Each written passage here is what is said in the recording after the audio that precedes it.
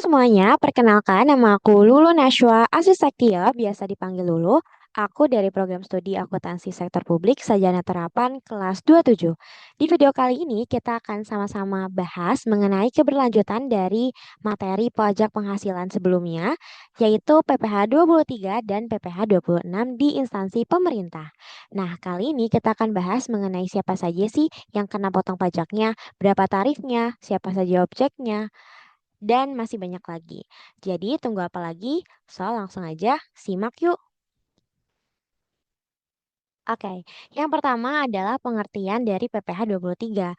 Jadi, PPh 23 adalah pajak atas penghasilan dengan nama dan dalam bentuk apapun objek PPh 23 yang dibayarkan, disediakan untuk dibayarkan, atau telah jatuh tempo pembayarannya oleh badan pemerintah, subjek pajak dalam negeri, penyelenggara kegiatan, bentuk usaha tetap, atau perwakilan perusahaan luar negeri lainnya kepada wajib pajak dalam negeri atau bentuk usaha tetap dipotong pajak oleh pihak yang wajib membayarkan.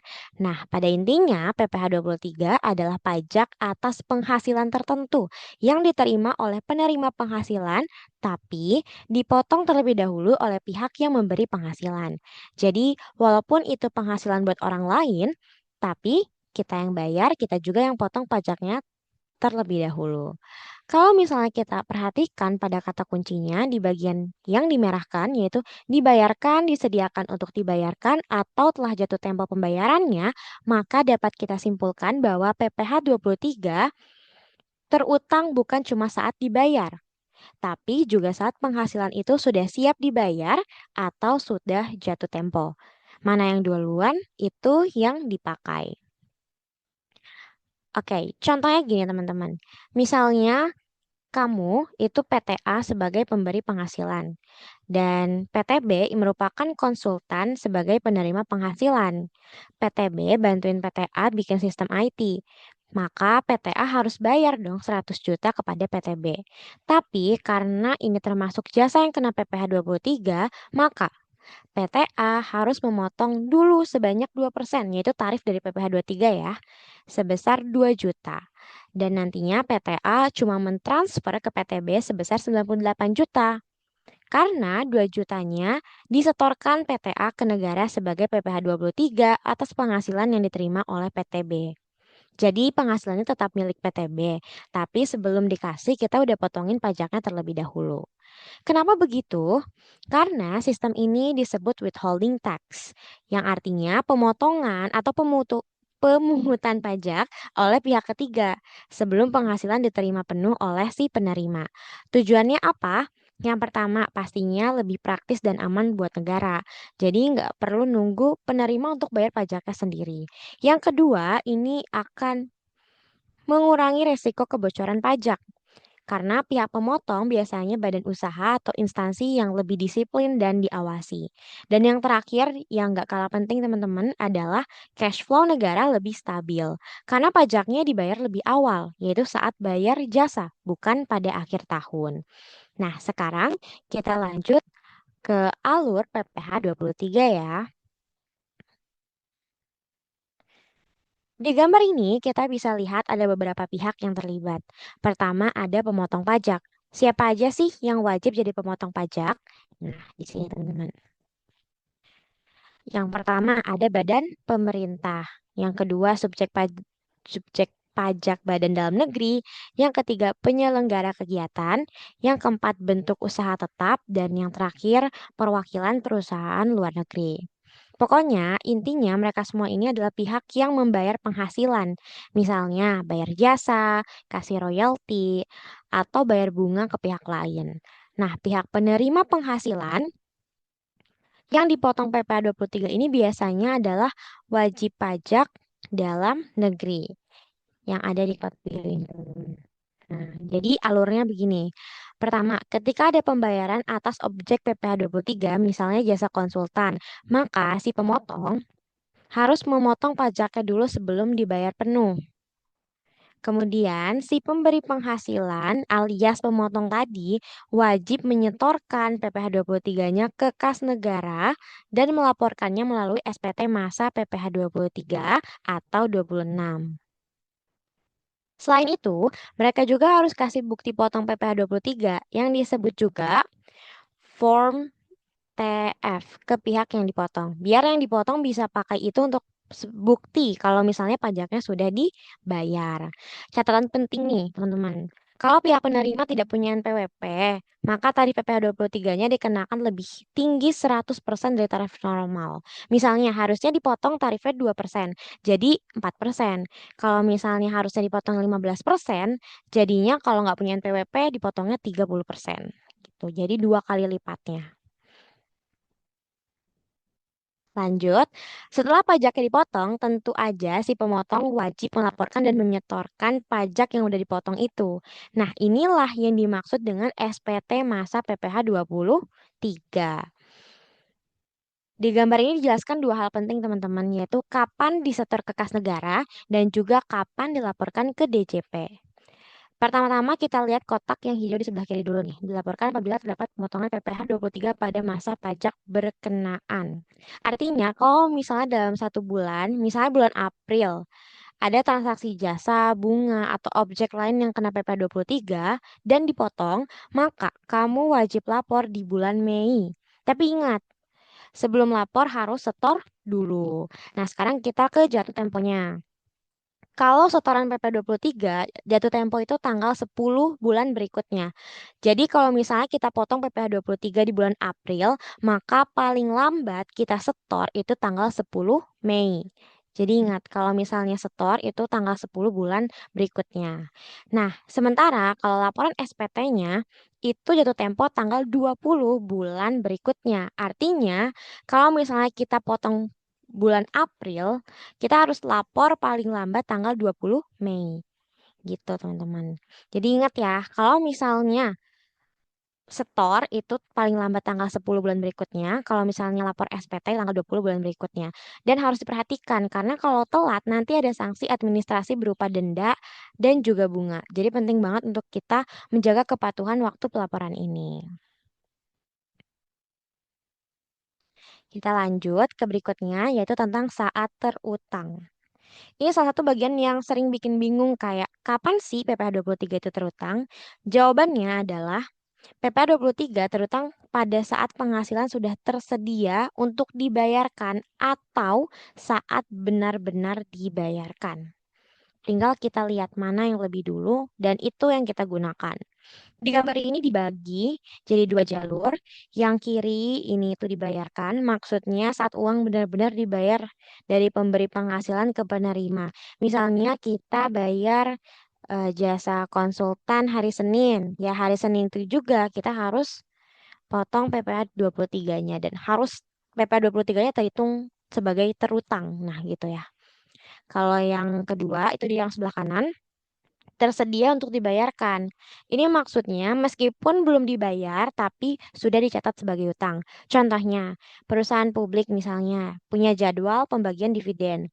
Walaupun dananya belum ditransfer, tapi saat diumumkan itu sudah dicatat sebagai utang, itu dianggap tersedia untuk dibayar dan artinya PPh 23 sudah terutang saat itu.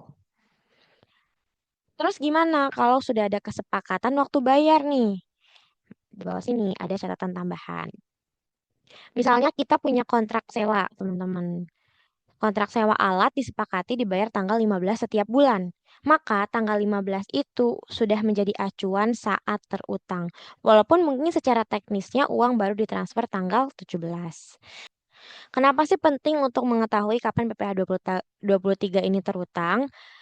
Karena supaya kita bisa tahu kapan harus potong dan setor PPh 23-nya. Karena kalau salah timing nanti bisa dianggap terlambat setor dan kita kena sanksi.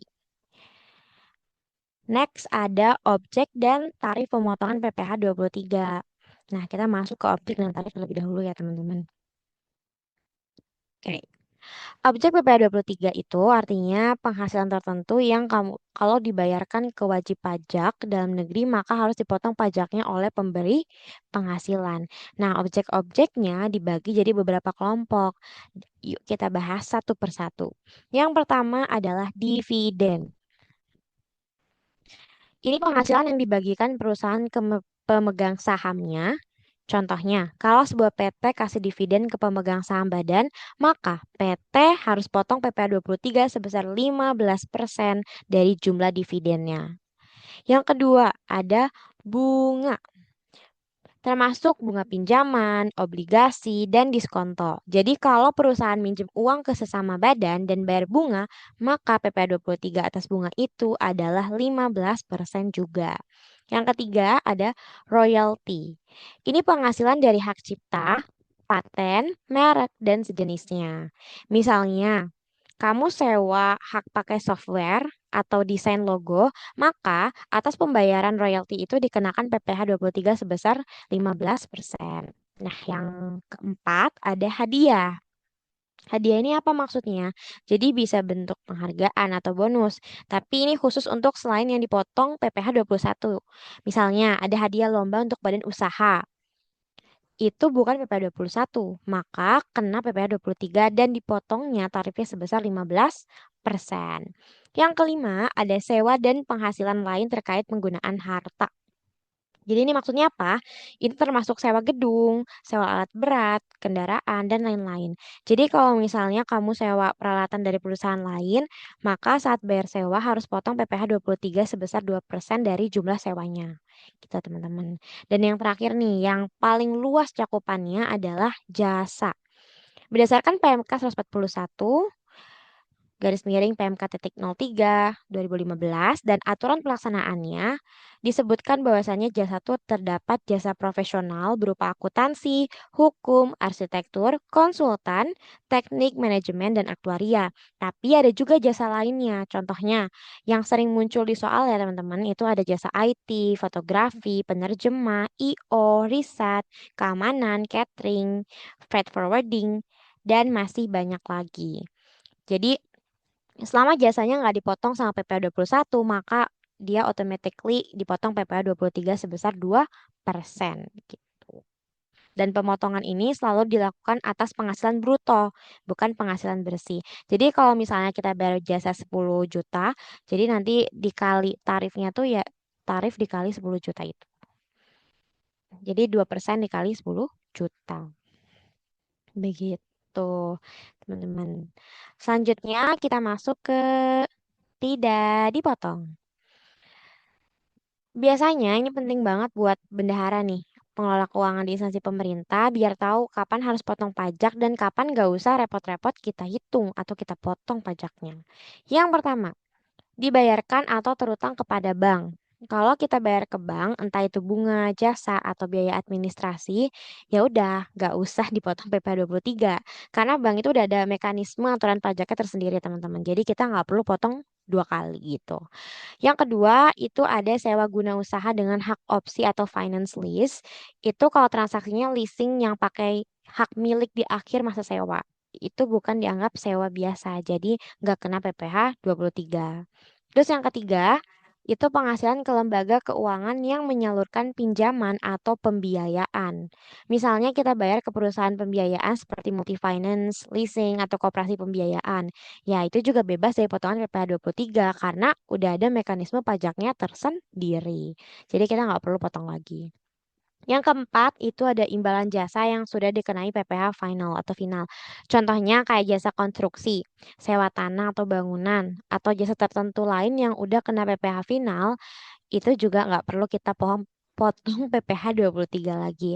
Karena urusannya udah selesai di pajak finalnya. Gitu. Jadi nggak perlu kita potong lagi dengan PPh 23. Selanjutnya, itu jasa angkutan atau ekspedisi ini tercantum dalam pasal 15 Undang-Undang Pajak Penghasilan. Yang dimana kalau kita bayar ke penyedia jasa ekspedisi atau angkutan itu udah bukan masuk objek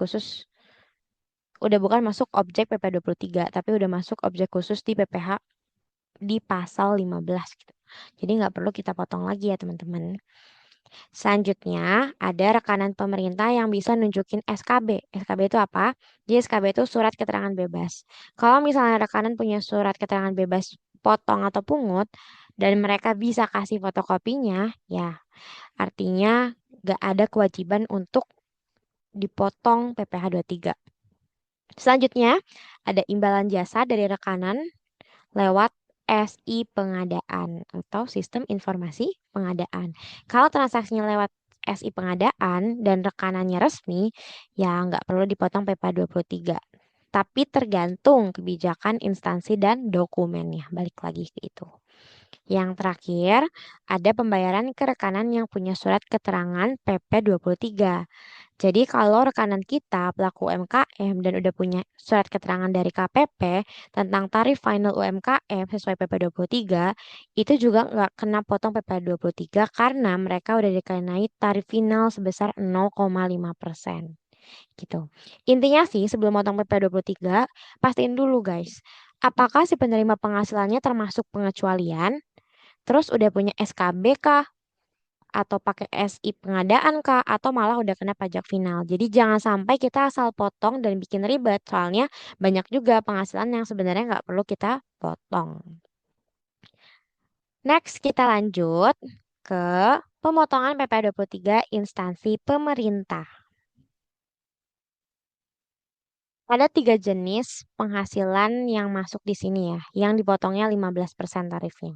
Yang pertama ada bunga, yaitu yang dimaksud dengan bunga di sini tuh nggak cuma bunga bank, tapi termasuk premium, diskonto, dan juga imbalan karena jaminan pengembalian utang. Nah, mungkin ada yang lupa diskonto itu apa. Jadi diskonto ini sebenarnya mirip kayak potongan harga, tapi konteksnya di surat utang atau efek-efek keuangan. Misalnya, kamu beli surat utang dengan nilai nominal 100 juta, tapi kamu bayarnya cuma 95 juta. Nah, selisih 5 juta itu disebutnya diskonto gitu. Jadi meskipun kita nggak dapat bunga secara langsung, tapi 5 juta itu udah dianggap sebagai penghasilan untuk penerimanya. Dan dapat keuntungan juga kan lebih pas awal beli. Makanya walaupun namanya bukan bunga, tapi karena ada unsur tambahan penghasilan, dia tetap kena PPh 23. Next, yang kedua ada royalti. Ini adalah uang jasa yang dibayar ke pihak lain, biasanya penulis, pengarang, atau pemegang hak paten. Misalnya, instansi pemerintah mau pakai lagu tertentu untuk kegiatan resmi dan harus bayar ke penciptanya. Maka pembayaran itu masuk sebagai royalti dan kena PPh 23. Yang terakhir, itu ada hadiah. Nah, ini termasuk apa aja? Penghargaan, bonus, dan sejenisnya. Misalnya, instansi pemerintah ngadain lomba karya tulis dan kasih hadiah uang ke pemenangnya. Itu termasuk objek PP 23 dan tetap dipotong 15% dari jumlah bruto. Begitu, teman-teman. Oke, kita lanjut ya ke pemotongan PPh 23 instansi pemerintah. Kalau yang kali ini dia tarifnya dikali 2%. Oke. Yang pertama ada sewa. Yang dimaksud di sini adalah penghasilan dari sewa atau penggunaan harta, kecuali kalau penghasilan itu udah dikenai PPh pasal 4 ayat 2. Misalnya kayak sewa tanah atau bangunan yang udah dikenai pajak final. Jadi kalau bukan sewa yang kena final, maka itu bisa dikenakan PPh 23. Yang kedua, jasa. Nah, jasa ini mencakup berbagai jenis jasa, mulai dari jasa teknik, manajemen, konsultasi, dan jasa lainnya. Tapi ada juga pengecualian. Kalau misalnya jasa itu termasuk PPh 21, misalnya kayak jasa pembicara, honorer, atau jasa perorangan lainnya, maka nggak perlu kita potong PPh 23 lagi, begitu. Dan untuk dua jenis penghasilan ini, tarif pemotongan PPh 23-nya sebesar 2%, gitu. Lanjut, jumlah bruto underscore jasa catering. Nah, ini apa nih maksudnya ya? Di bagian sini tuh ditekankan teman-teman sebenarnya bahwa jumlah bruto itu artinya semua penghasilan dalam bentuk apapun, baik yang sudah dibayar, belum dibayar tapi udah jadi kewajiban, pokoknya yang jadi beban pemerintah ke si penyedia jasa. Jadi bukan cuma uang tunai aja, tapi bisa berupa barang atau bentuk lainnya yang punya nilai gitu. Oke, teman-teman, kita lanjut ke slide berikutnya tentang jumlah bruto underscore non jasa catering. Oke, apa yang maksudnya di slide ini? Jadi, di sini tuh ingin menekankan apa aja sih yang termasuk jumlah bruto untuk non jasa catering. Tapi sebelumnya kita recall lagi jumlah bruto apa. Tadi udah dijelasin juga ya, sederhananya intinya total penghasilan yang wajib dibayarkan tanpa peduli itu dibayar tunai, cicil, atau bahkan belum dibayar. Tapi sudah jatuh tempo. Nah, jumlah ini jadi dasar untuk menghitung pemotongan PPh tiga. Tapi nggak semua pembayaran masuk hitungan jumlah bruto loh. Ada yang dikecualikan alias nggak dihitung sebagai dasar pemotongan PPh tiga. Nah, itulah yang akan kita bahas lebih dalam di slide ini. Yang pertama, yaitu gaji, honor, tunjangan, dan lain-lain. Pembayaran gaji, upah honorarium, tunjangan, dan imbalan sejenis karena hubungan kerja itu nggak masuk ke PPh tiga. Kenapa? Karena sudah jadi objeknya PPh 21, bukan 23. Contoh, kamu kerja sebagai PNS atau kontrak di kantor pemerintah, terus dapat gaji atau honor tiap bulan, nah itu masuknya ke PPh 21, bukan 23. Jadi nggak usah dihitung ke jumlah bruto di sini. Ciri-cirinya itu kalau ada kontrak kerja dan ada daftar penerima honor. Kalau udah ada ciri-ciri tersebut ya nggak usah dipotong PPh 23 lagi ya teman-teman. Yang kedua, ada pembayaran barang dari penyedia jasa. Jadi kalau misalnya instansi pemerintah beli barang atau material dari penyedia jasa, misalnya beli cat dan kuas dari tukang untuk ngecat kantor, nah itu juga nggak dihitung jumlah bruto jasa. Kenapa? Karena objeknya bukan jasa aja, tapi pembelian barang. Intinya, kalau yang dibayar itu lebih ke barangnya, bukan jasanya, maka itu nggak termasuk ke objek PPh 23. Lanjut, yang ketiga, ada dibayar lewat pihak ketiga. Kalau penyedia jasa dibayar lewat pihak ketiga, misalnya vendor outsourcing atau rekanan lain, dan mereka yang bayar, itu juga nggak masuk jumlah bruto. Contohnya, instansi bayar ke PTA, tapi jasa sebenarnya dikerjakan sama PTB. Karena instansi nggak langsung bayar si B, maka pembayaran ke B nggak dihitung sebagai jumlah bruto di sini. Begitu, teman-teman. Dan yang terakhir, itu ada reimburse atau penggantian biaya. Kalau instansi mengganti biaya yang sudah dikeluarkan oleh penyedia jasa, itu juga bukan bagian dari jumlah bruto, tapi ya disebutnya reimburse. Misalnya konsultan udah keluar biaya hotel sendiri buat keperluan proyek pemerintah, terus dia minta ganti. Nah, penggantian biaya hotel itu bukan imbalan jasa langsung, jadi bukan objek PPh 23. Tapi hati-hati lagi teman-teman. Reimburse ini harus didukung bukti lengkap. Kayak misalnya faktur tagihan dari hotelnya, bukti pembayaran dari konsultan ke hotel. Karena kalau nggak lengkap bisa dianggap sebagai bagian dari jasa dan kena potong. Jadi penting banget. Kalau nggak ada bukti lengkap seperti faktur, nota, atau bukti transfer seperti di 4 poin tadi, maka seluruh pembayarannya bisa dianggap cuma bruto dan ya artinya kena PPh 23 semua. Jadi pastikan selalu ada dokumen pendukung yang jelas dan lengkap supaya bisa dibedakan mana yang jasa murni, mana yang bukan. Gitu, teman-teman. Oke, teman-teman. Supaya makin paham, kita coba lihat contoh yang pertama. Kita baca dulu ya soalnya. PTB merupakan perusahaan yang menyediakan jasa pengolahan limbah. Kantor instansi pemerintah Z membuat kontrak dengan PTB untuk melakukan pengelolaan limbah domestik di wilayah Kabupaten C selama 3 bulan. Kontrak yang disepakati untuk pengelolaan limbah tersebut adalah 100 juta rupiah.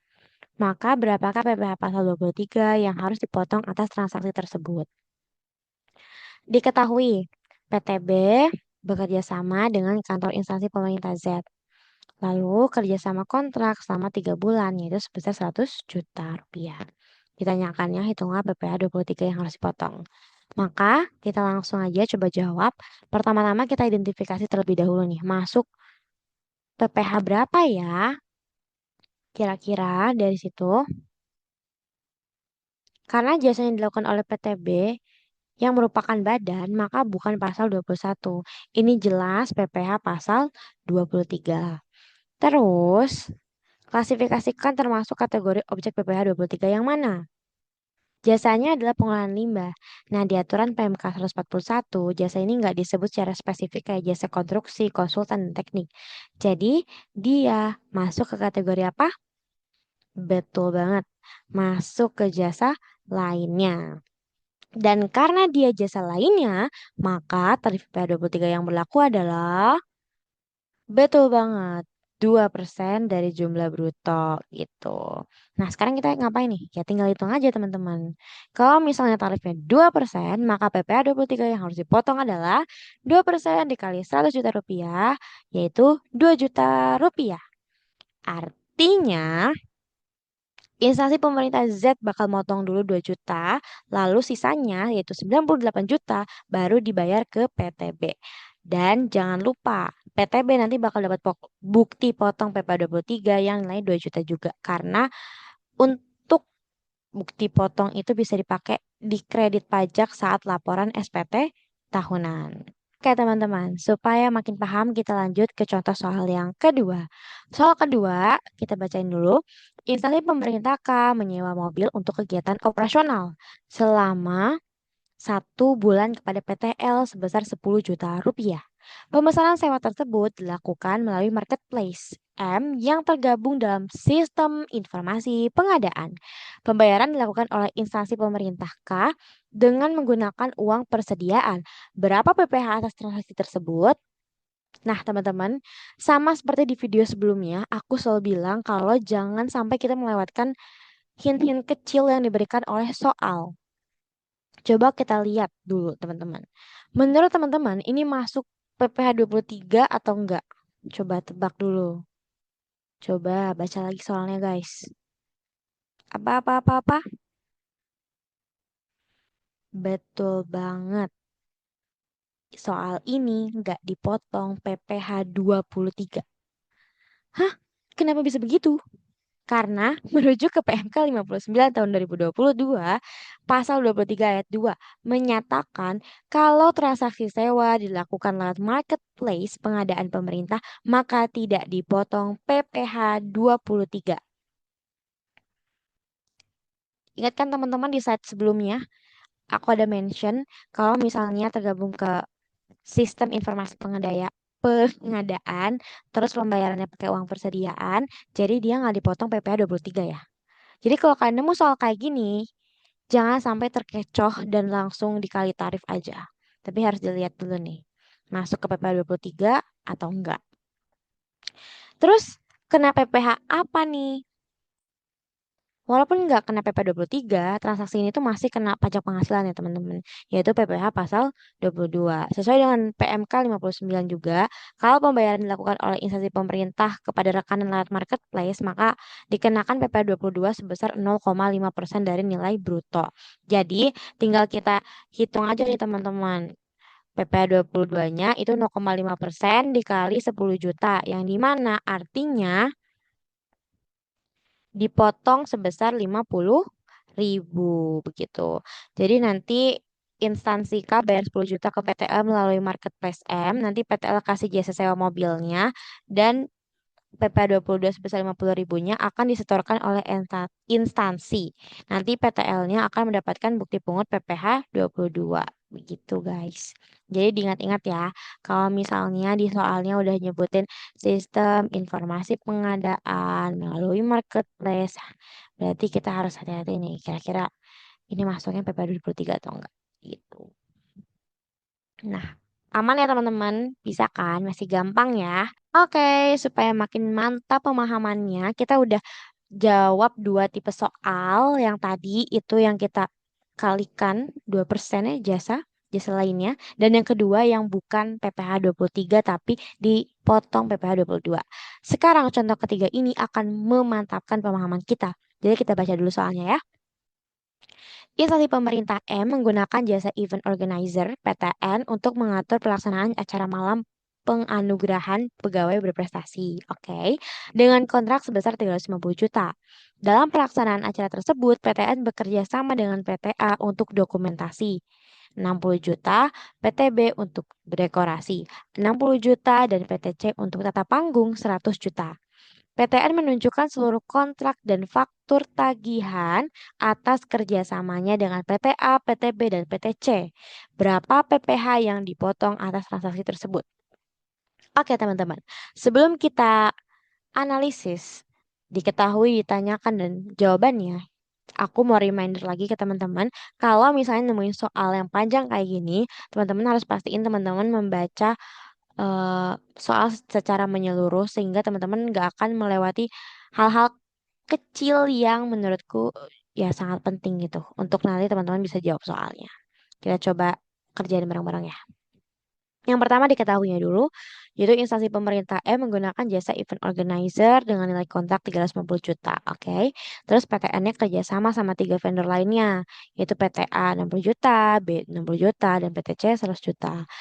Terus PTN menunjukkan semua kontrak dan bukti tagihan kerjasama mereka ke instansi M. Nah, statement ini penting banget untuk kita nantinya menghitung pajak penghasilan 23 ini, PPh 23 ini.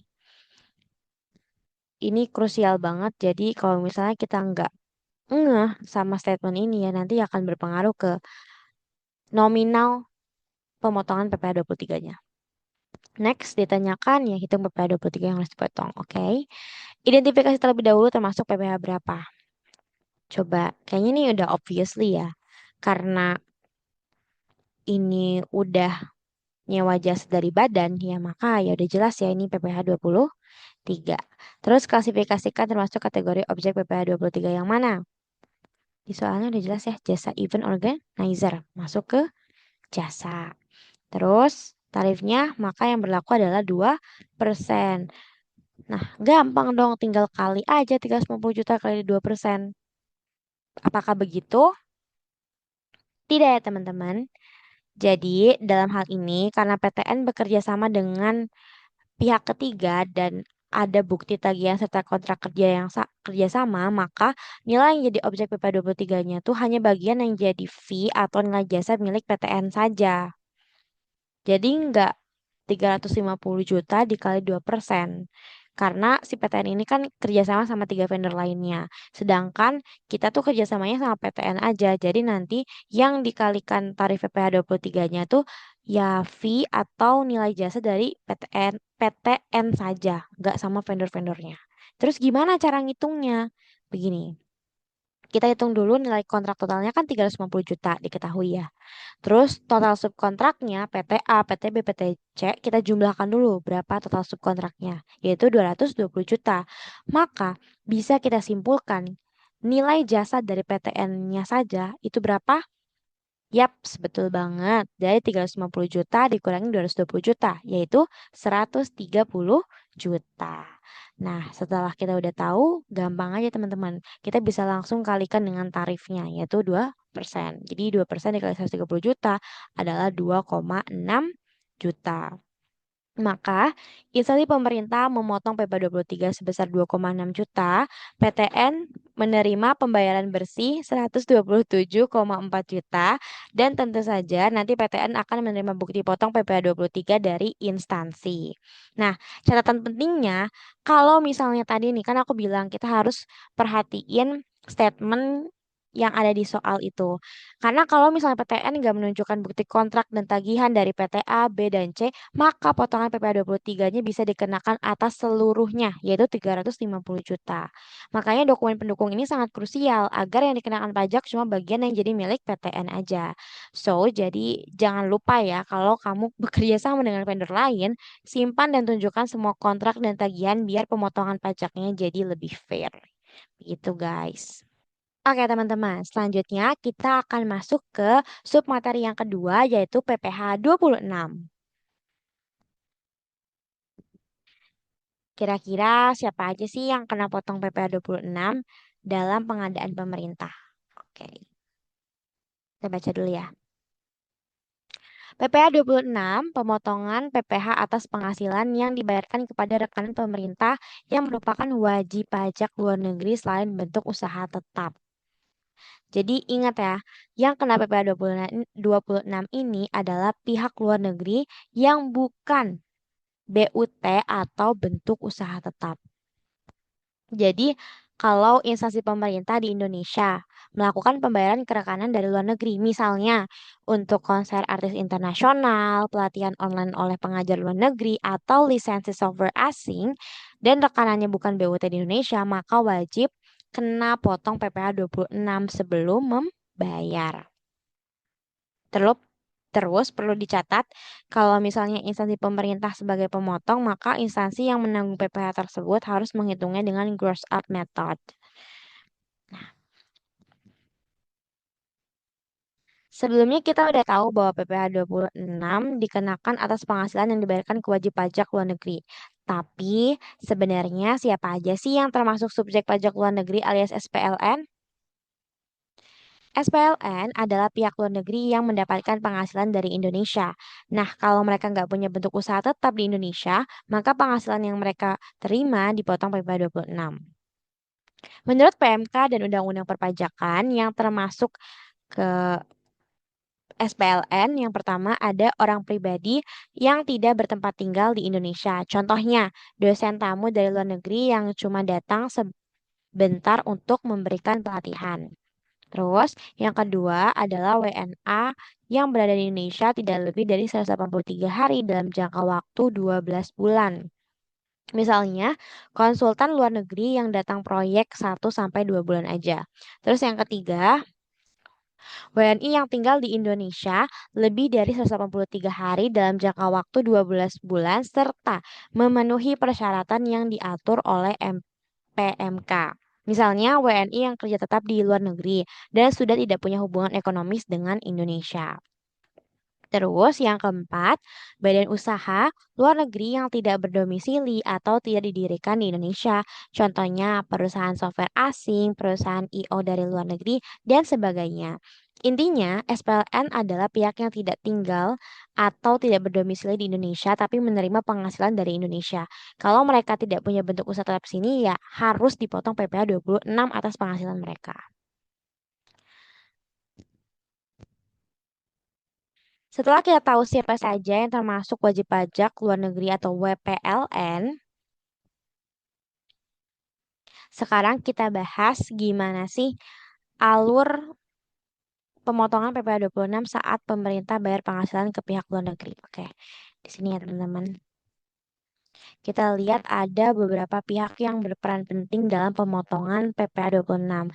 Yang pertama pastinya pemotong pajak. Jadi bisa badan pemerintah, badan dalam negeri, atau BUT. Terus pembayar penghasilan. Nah, pembayar penghasilan ini pihak yang melakukan pembayaran kepada WPLN. Ada juga WPLN sendiri yaitu wajib pajak luar negeri yang dimana itu merupakan pihak yang menerima penghasilan dan ada pihak yang dipotong dalam hal ini ya tadi WPLN tadi ya. Nah, objek pajaknya itu bisa berbagai bentuk penghasilan, contohnya pekerjaan, kegiatan, jasa, pinjaman, ataupun hadiah. Semua itu dikenai PPh 26 dengan tarif yang berlaku. Setelah dipotong, pemotong pajak wajib membuat bukti potong PPh 26 atau formulir F dan melaporkannya dalam SPT masa PPh 23 atau 26. Ini penting banget untuk menunjukkan bahwa kewajiban perpajakannya sudah dilakukan. Jadi kalau misalnya pemerintah atau pihak dalam negeri membayar penghasilan ke WPLN, mereka wajib potong PPh 26, setor ke negara dan melaporkannya dalam SPT masa. Mudah dipahami nih kan guys? Kita lanjut ya ke slide berikutnya. Yaitu mengenai objek dan tarif pemotongan PPh 26. Oke, objek pemotongan PPh 26 instansi pemerintah. Nah, apa aja sih penghasilan yang jadi objek pemotongan PPh 26? Kalau instansi pemerintah membayar penghasilan kepada WPLN, maka harus dipotong PPh 26 apabila pembayaran itu termasuk dalam jenis berikut. Yang pertama, bunga, termasuk premium, diskonto, dan imbal hasil terkait jaminan pengembalian utang. Terus yang kedua, ada royalti, sewa, dan penghasilan lain yang berhubungan dengan penggunaan harta. Yang ketiga, ada imbal jasa atau pembayaran atas pekerjaan dan kegiatan. Yang keempat, hadiah dan penghargaan. Nah, objek-objek itu Gimana ya cara ngitungnya? Cara hitungnya simple, rumusnya sederhana, yaitu tarif dikali bruto. Bruto di sini tadi apa? Jumlah pembayaran sebelum dikurangi biaya apapun.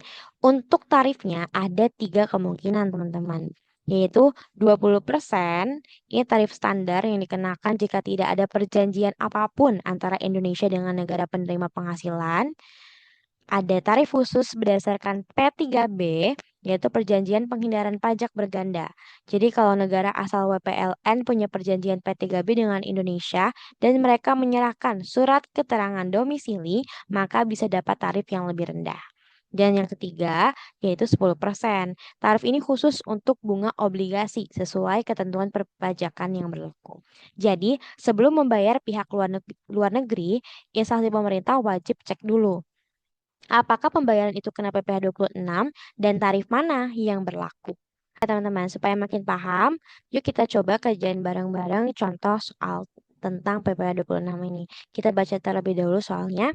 Mr. X merupakan warga negara Korea Selatan dan merupakan seorang artis terkenal di negaranya. Kantor instansi pemerintah kota Z melakukan kerjasama dengan Mr. X untuk melakukan promosi budaya di Korea Selatan. Kontrak yang disepakati untuk jasa promosi tersebut adalah 60 juta rupiah. Mr. X tidak menyampaikan SKD. Tadi SKD apa? Surat keterangan domisili. Maka berapakah PPh 26 yang dipotong atas penghasilan Mr. X? Oke, teman-teman. Di sini tadi kita lihat Mr. X ini warga negara Korea Selatan dan artis terkenal. Terus pemerintah kota Z bekerja sama dengan Mr. X untuk mempromosikan budaya Korea Selatan. Nah, untuk pekerjaan promosi ini, Mr. X itu menerima 60 juta.